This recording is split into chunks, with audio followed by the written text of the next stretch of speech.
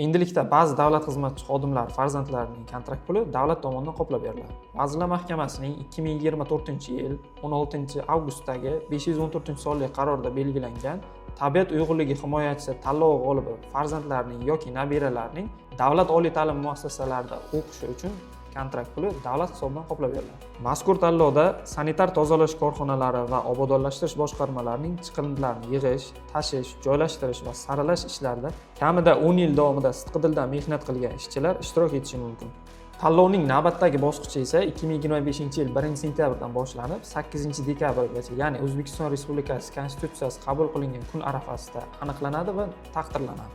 Ishtirokchilar 2025-yil 30-sentyabrga qadar arizalarni info@sanitation.uz elektron pochtasiga yoki chiqindilarni boshqarish va sekulyar iqtisodiyot agentligining hududiy boshqarmalariga yuborishi lozim.